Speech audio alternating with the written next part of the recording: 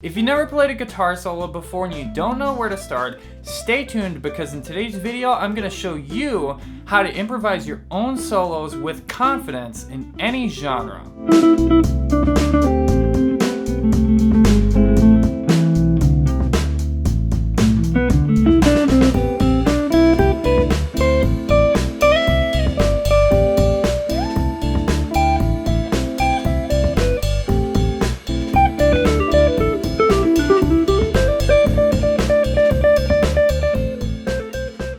Hey everybody, my name's Adam and welcome to Jamsville. Before we get started, let me know down in the comments below what genre do you like to play. Step 1, rhythm. The most important thing that's going to make the difference in your solo sounding great versus sounding not good is your time and your rhythm. And that's exactly why we're starting. The first thing is rhythm. The rhythms that you decide to play are going to be based on something called subdivision. A subdivision is how you divide each measure of music. Because we're just thinking of rhythms right now, we're just going to use one note to play our rhythms on. And it's going to be this note right here. It's a D note on the 5th fret of the 5th string.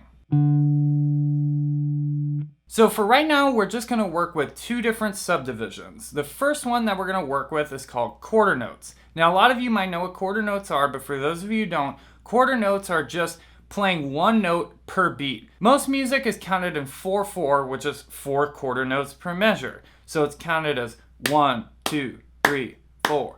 1, 2, 3, 4. And the second subdivision that we're going to work with is called eighth notes. Eighth notes are twice as fast as quarter notes. So for every quarter note, there are 2 eighth notes. So eighth notes would be counted like this. 1 and 2 and 3 and 4 and 1 and 2 and 3 and 4 and. So the goal here is to be able to improvise the different rhythms that you want to play. And the way that you do that is simply by mixing up quarter notes and eighth notes. Here's an example of improvising on that D note using just quarter notes and eighth notes.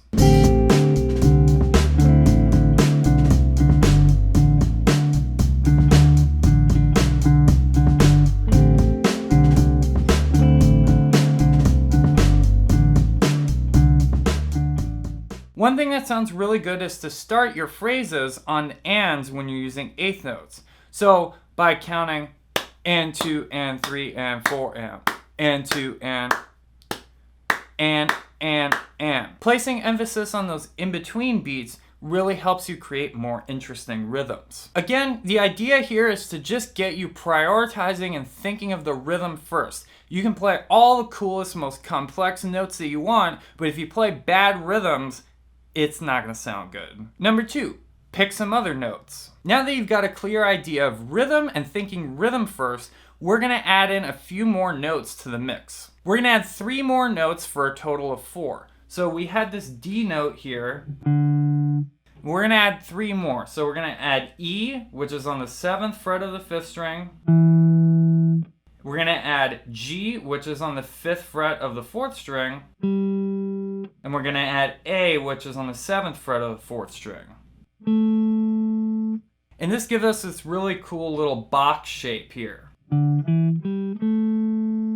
Really easy to remember. I don't want to overcomplicate things with the notes, but as you get more advanced at improvising, you'll take the concepts from this video and apply them to scales. That'll be your set of notes that you work with. If you want to learn more about scales, you can check out this video, which will show you how to play the pentatonic scale all over the fretboard. Step 3, mix the notes up. Now that you've picked the notes that you're going to use, all you need to do to play a good solo is to mix those notes up and play them with good rhythms. It's really that simple. We have 4 different notes and you can mix them up all different kinds of ways. Groups of 2, groups of 3. Here's an example of that.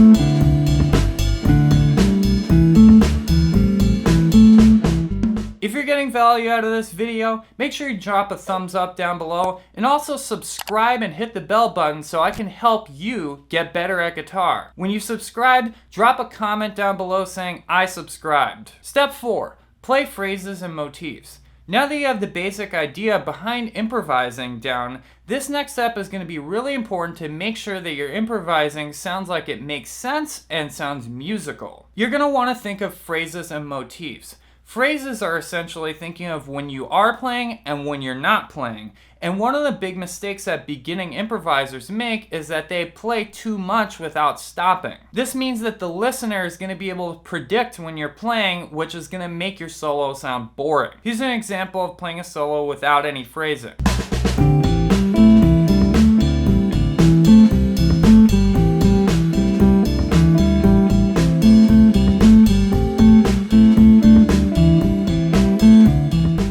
Instead, try to mix up the lengths of your phrases and of your spaces.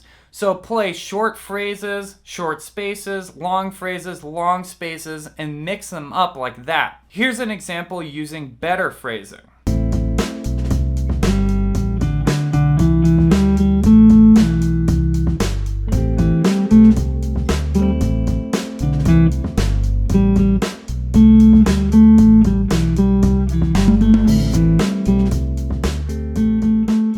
As you can see, it's much harder to predict when I am going to play and when I'm not going to play, which makes the solo sound better. Motifs are simply an idea that your solo is based on. Many times when I start playing a solo, I use the first idea that I play and I try to repeat it and make slight variations so that it doesn't sound like I'm playing the exact same thing over and over again. Many people are scared of repeating stuff because they think it's going to sound boring like they're playing the same thing over again, but the key is to not always repeat it exactly. So there's some parts that are repetitive, but there's some parts that are changing, which makes it feel like the solo is moving forward. Here's an example of playing with a motif.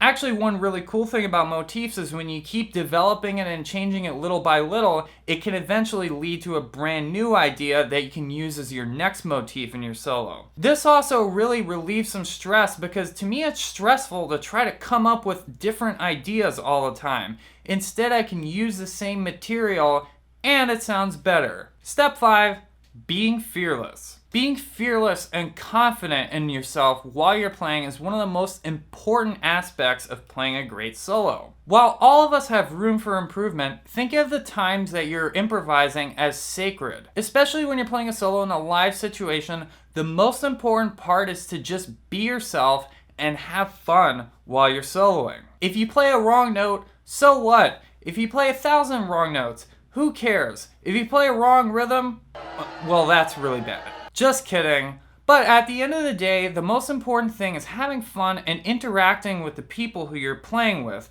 And if you're scared while you're playing, the other people you're playing with are going to be able to sense that you don't have the confidence. This is going to be kind of awkward. As long as you keep practicing and expanding the limits of what you're capable of, you will get better. It's impossible for you to not get better. Now that you understand the fundamentals of improvising, the next step is to get out there and do it.